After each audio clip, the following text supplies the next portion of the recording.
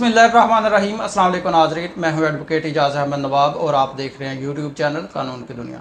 नाज़रीन, इस वीलॉग में बात करते हैं तीन छोटे छोटे इंपॉर्टेंट अहम इश्यूज़ हैं। नंबर 1 पे है कि खान साहब के ख़िलाफ़ जो एक्सपेक्टेड फ़ैसला है वो लीक हो गया है।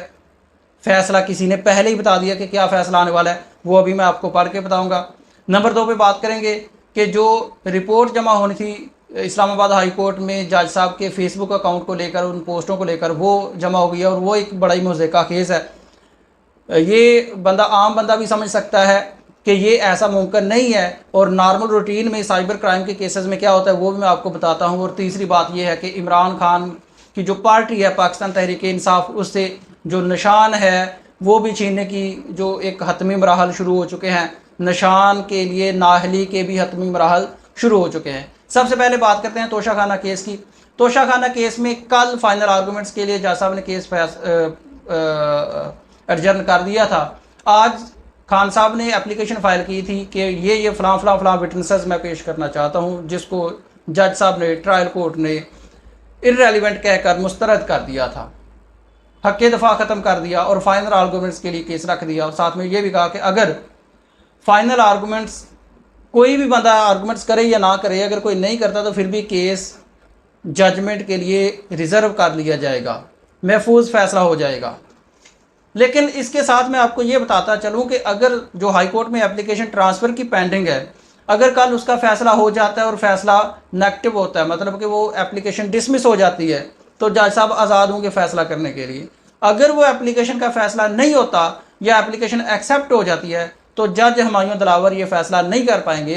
मैं आपको बता रहा हूँ wording, meanings, explanation of section 526 sub section 8 की, कि जब तक ट्रांसफ़र की एप्लीकेशन पेंडिंग होती है हाई कोर्ट में, ट्रायल कोर्ट कोई फाइनल ऑर्डर या कोई फाइनल फ़ैसला, जजमेंट नहीं जारी कर सकती है। तो जब तक वो ट्रांसफ़र की एप्लीकेशन का फ़ैसला नहीं हो जाता तो ये जज हुमायूं दिलावर साहब कोई फ़ैसला नहीं कर पाएंगे। एक तो इस्लामाबाद हाई कोर्ट में कल के लिए केस पेंडिंग है, दूसरा परसों सुप्रीम कोर्ट में भी केस पेंडिंग है।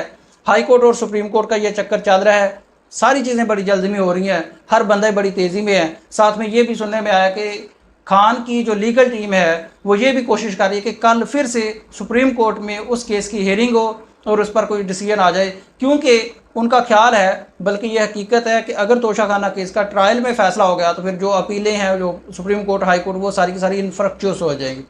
इनफ्रक्चुअस मीन्स गैर मौसर हो जाएंगे। अब जो फैसला लीक हुआ है, जो फैसला आने से पहले किसी ने फैसला बता दिया कि कौन सा फैसला आने वाला है, वो मैं आपको पढ़ के बताता हूँ। पाकिस्तान के बहुत ही नामवर और सीनियर सहाफ़ी, जिनका आप सब ने विदाउट एनी डाउट नाम सुना होगा, उनको किसी तारफ़ का भी ज़रूरत नहीं है, वो हैं जी senior anchor person Kamran Khan, जो प्रोग्राम करते हैं आज कामरान खान के साथ। उन्होंने एक ट्वीट किया और जो ट्वीट था मेरे लिए बड़ा मज़ीका खेज था, ख़ास तौर पर उस बंदे के लिए जो प्रैक्टिसिंग लॉयर है, ख़ास तौर पर उस बंदे के लिए जो डेली रूटीन पे कोर्ट्स में जाता है, वो देखता है प्रोसीजर क्या होता है, वो जानता है कानून क्या कहता है, वो जानता है प्रैक्टिस क्या कहती है, वो जानता है रूल्स क्या कहते हैं, वो जानता है कि ट्रायल कैसे होता है, कंक्लूड कैसे होता है, फैसला कैसे आता है, कब आता है, कब बताया जा सकता है, कब नहीं बताया जा सकता। तो कामरान खान ने फैसला आने से पहले ही फैसला बता दिया। उन्होंने ट्वीट किया, वो ट्वीट उन्होंने किया आज 2 अगस्त 2023 को बवक़्त 3:20 PM, 3:20 बजे शाम के वक्त उन्होंने ये ट्वीट किया। ट्वीट मैं आपको पढ़ देता हूँ, अंदाज़ा आप खुद लगाएं कि वाकई उन्होंने ये फ़ैसला बताया है, उन्होंने एक्सपेक्टेड नहीं बताया, फ़ैसला बता दिया। वो कहते हैं अब सिर्फ चंद रोज़ की बात है, पाकिस्तान की सियासत में धमाका खेज़ पेशरफ्त में इमरान खान तोशाखाना केस में सेशन कोर्ट से सज़ा पाएंगे। क्या कहते हैं कि इमरान खान तोशाखाना केस में सेशन कोर्ट से सज़ा पाएंगे और सियासत से नाहल हो जाएंगे, ऐन मुमकिन है गिरफ्तारी भी हो जाए। तोशाखाना केस अब फैसला किसी भी वक्त आ सकता है। सुप्रीम कोर्ट में आज खान की एक और पसपाई मिली। बज़ाहिर पीटीआई बानी की बचत नामुमकिन है, मुमकिन नहीं। याद रहे खान ने अपने दफा में हल्फिया बयान भी जमा नहीं करवाया, गवाहन की लिस्ट जज ने मुस्तरद कर दी। सज़ा हुई तो सियासत से नाहली लाजम है, वैसे भी पाकिस्तान की सियासत में ताहियात नाहली या नाहली मामूल का अमल है। ये ट्वीट किया कामरान खान ने और बता दिया कि कुछ दिनों में इमरान खान को सज़ा होने वाली है और ये जो सज़ा होनी है उसमें खान साहब को नाहल भी हो जाएंगे, जेल भी जा सकते हैं। लेकिन 2-3 जो उन्होंने बातें की हैं वो मैं आपको बता देता हूँ कि हल्फिया बयान नहीं दिया। सेक्शन 342 की स्टेटमेंट में हल्फिया बयान नहीं दिया जाता, और अगर कोई हल्फिया बयान मतलब यहाँ पर जो statement after the evidence of prosecution होनी होती है, ये लाजमी नहीं है कि जो अक्यूज़ है वो ऑन ओथ अपना कोई बयान दे। ये ज़रूरी नहीं है, ये अक्यूज़ की चॉइस है कि ऑन ओथ बयान देता है या विदाउट ओथ बयान देता है। लेकिन हाँ, ये अक्यूज़ का राइट होता है कि अगर वो चाहे तो अपनी दफा में अपने विटनेसेस पेश कर सकता है। प्रोसिक्यूशन का जो स्टांस है, जो स्टोरी है, जो प्रोसिक्यूशन केस है, उसको डिनाई करने के लिए, उसके खिलाफ, उसके डिनाइल के लिए अपनी सफाई में गवाहन पेश कर सकता है। लेकिन आज तोशाखाना ट्रायल कोर्ट ने मुज़िका के तौर पर वो एप्लीकेशन को डिसमिस कर दिया, फर्स्ट डेट पर ही डिसमिस कर दिया, जबकि पहले कहा था कि आप अपने गवाहन ले आएँ। उसके बाद कामरान खान साहब का ये ट्वीट, और ये जिससे लगता है कि फ़ैसला हो गया और उन्होंने ये बता दिया कि सज़ा पाएंगे। उन्होंने ये नहीं कहा कि शायद सज़ा पाएंगे, उन्होंने कहा ये सज़ा पाएंगे और नाहल हो जाएंगे। ठीक है, जो एनालिसिस है, जो हालात हैं वो सभी का होता है, लेकिन आप बरमला कोर्ट का फ़ैसला आने से पहले इस तरह नहीं बता सकते। अगर आप बता सकते हैं तो आपको इसका ख़ास और हर मुमकिन यकीन होता है, या शायद आपको कहीं से नॉलेज होता है। ये मेरे इल्म में नहीं है उन्होंने क्यों कहा, लेकिन उन्होंने बता दिया कि ये फ़ैसला आने वाला है। अब जो सेकंड इशू है वो ये है कि तोशाखाना जो ट्रायल जज हैं, जज हमायूं दिलावर साहब, उनकी कोर्ट से केस ट्रांसफ़र के लिए एप्लीकेशन पेंडिंग है। ट्रांसफ़र की एप्लीकेशन पेंडिंग है इस्लामाबाद हाई कोर्ट में। इस्लामाबाद हाई कोर्ट में जो फेसबुक अकाउंट से मुतल्लक FIA ने रिपोर्ट, साइबर क्राइम विंग ने रिपोर्ट पेश करनी थी, वो कर दी है। और वो रिपोर्ट भी इस तरह से पेश की है कि जो नॉर्मल बंदा है वो सोचता है कि यार पाकिस्तान में ऐसा भी होता है।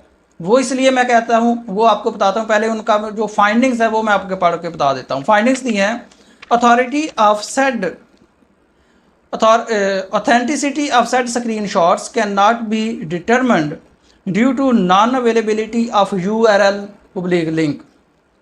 फिर कहते हैं the profile of learned trial judge with URL/link as www.facebook.com/dilawar.dilawar has been thoroughly and technically examined, analyzed, and no posts of in question screenshots are found. वो कहते हैं कि हमने टेक्निकली भी और पूरी तरह से थारोली इसको चेक किया है इस अकाउंट को, लेकिन हमें कोई पोस्ट नहीं मिली।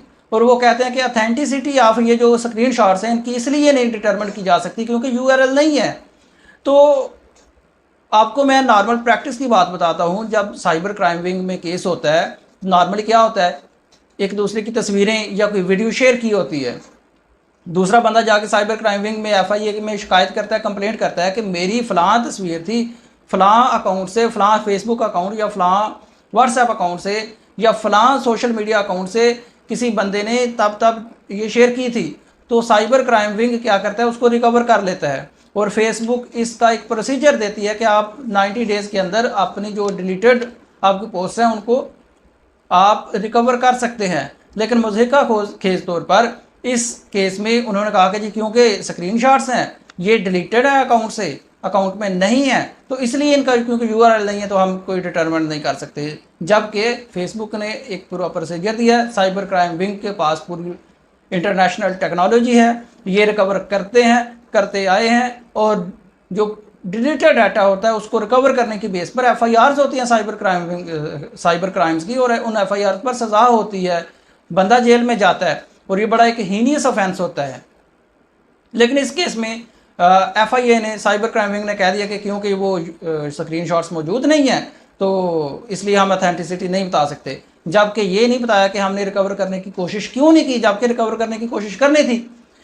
आप ये बात अपने जहन में रखें कि जज हमायूं दिलावर साहब ये मान चुके हैं, ये एक्सेप्ट कर चुके हैं कि ये अकाउंट मेरा है, और ये भी मान चुके हैं अकाउंट 2014 से, ये FIA ने भी कहा, लिखा है अपनी रिपोर्ट में कि अकाउंट 2014 से अवेलेबल है, क्रिएटेड है, इस्टेब्लिश्ड है, और पोस्ट्स भी थी और उसके स्क्रीनशॉट्स मौजूद हैं।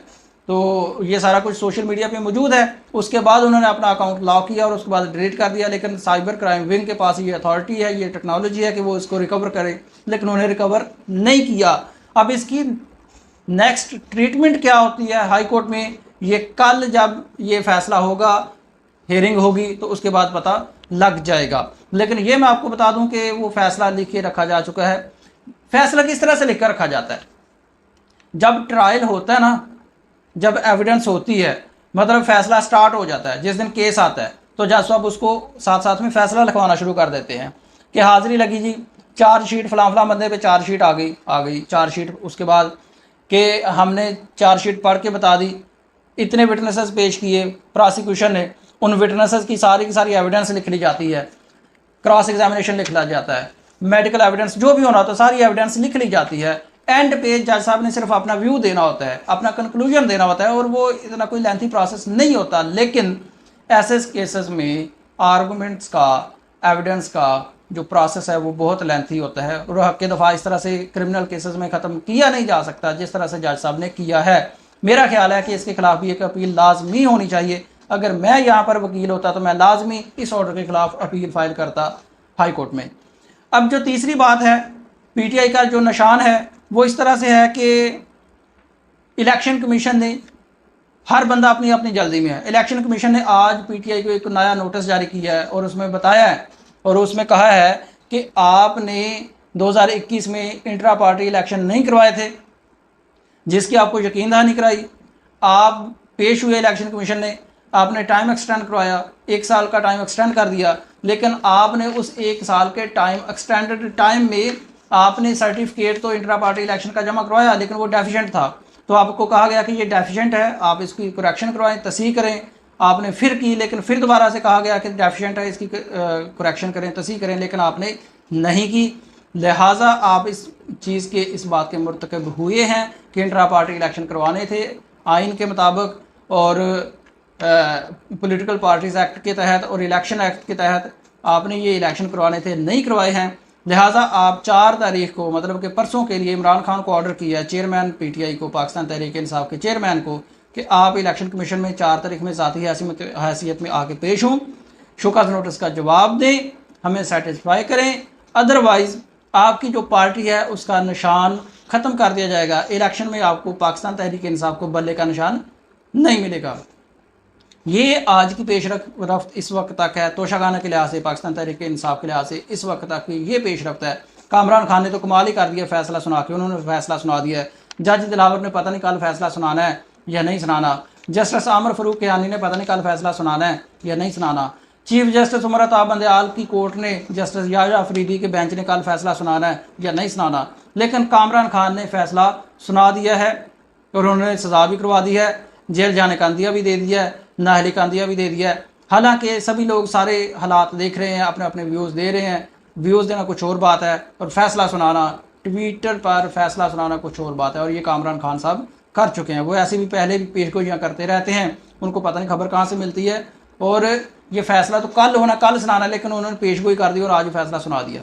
अब तक के लिए इतना ही। मज़ीद अपडेट्स के साथ लाजमी हाज़िर होंगे, तब तक के लिए शुक्रिया। अल्लाह हाफ़िज़।